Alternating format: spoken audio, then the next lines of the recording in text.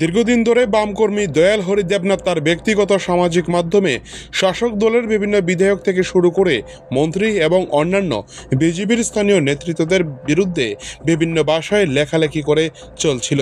সেই সাথে আবার যুক্ত হলো নতুনভাবে এক ব্যক্তির পক্ষ থেকে দয়াল হরি দেবনাথের নামে থানায় মামলা দায়ের করা হয়। জানা যায়, মামলা হাতে পেয়ে রাধাকিশোরপুর থানার পুলিশ নড়েচড়ে বসে মঙ্গলবার সন্ধ্যা রাতে আগরতলা একটি বিশেষ পুলিশের টিম পাঠানো হয় তাকে গ্রেপ্তার করার জন্য। সূত্রের খবর, দীর্ঘ কয়েক ঘন্টার চেষ্টায় পুলিশ তাকে গ্রেপ্তার করতে সক্ষম হয় রাজধানী থেকে। পরে উদয়পুর থানায় রাতে তাকে নিয়ে আসা হয়। একাধিকবার দয়াল হরি দেবনাথ এর সামাজিক মাধ্যম থেকে বিভিন্ন সময় বিভিন্নভাবে শাসক দলকে কালিমালিপ্ত করার অভিযোগ ওঠে নানাভাবে। মঙ্গলবার রাতে দয়াল হরি দেবনাথ গ্রেপ্তার হওয়ার খবর ছড়িয়ে পড়তেই বুধবার সকালে রাধাকিশোরপুর থানায় বিজেপির কর্মীরা থানার মধ্যে ভিড় জমাতে শুরু করে পরিস্থিতি ক্রমশ উত্তপ্ত এবং অবনতির দিকে ধাবিত হতে থাকে।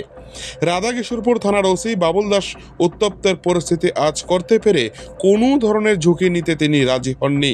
খবর দেওয়া হয় উদয়পুর মহকুমা পুলিশ আধিকারিক এবং জেলার অতিরিক্ত পুলিশ সুপারকে। নামানো হয় কেন্দ্রীয় সেনাবাহিনী।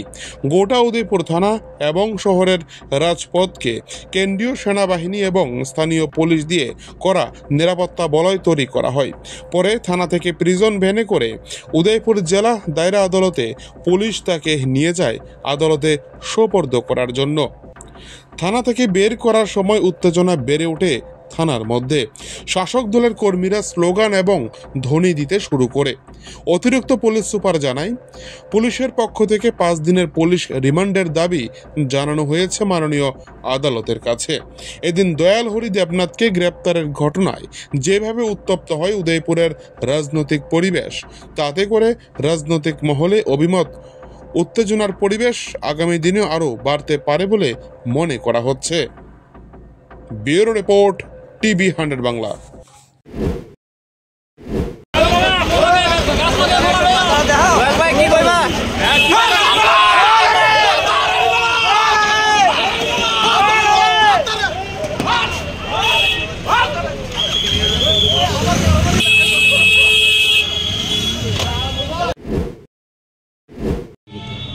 ওনার নামে গতকালকে আমাদের কাছে একজন উৎপল চক্রবর্তী নামের ভদ্রলোকের থেকে কমপ্লেন্ট আসে যে উনি এই মিস্টার দয়াল হরি দেবনাথ উনি ফেসবুকে ওনার ফেসবুক অ্যাকাউন্ট থেকে এই কমপ্লেনেন্টের এগেনস্টে খুব ডিফেমেটরি মিলিশিয়াস কন্টেন্ট আপলোড করছেন, ইনাকে ধমকি দিচ্ছেন, প্লাস ইনাকে ডিফেম করার চেষ্টা করে বা ডিফেম করার থ্রুতে ওনার কাছে মানি এক্সটর্ট করছেন।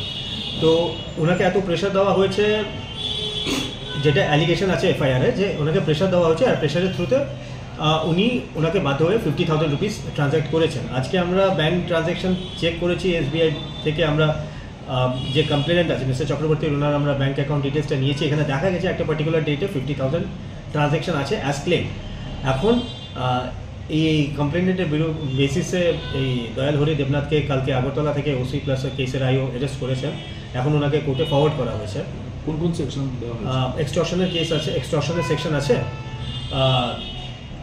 ক্রিমিনাল ইন্টিমিডেশন আছে, চিটিং আছে, আর আইটি অ্যাক্টের সেকশন আছে। রিমান্ডের কোনো আবেদন করেছেন আপনার আদালতে? 5 দিনের রিমান্ড চেয়েছি। কি ওদের যে ব্যাঙ্ক ট্রানজ্যাকশন, ব্যাঙ্ক অ্যাকাউন্টের ডিটেলস তো আমাদের লাগবে, কারণ কি এক্সটর্শনের কেস প্লাস ওর ফেসবুক অ্যাকাউন্টের ব্যাপারও আছে। তো এটা একটু থরলি ইনভেস্টিগেট করার জন্য আমরা ল্যান্ডেড কোর্টকে 5 দিনের রিমান্ডে ফেরত দিয়েছি।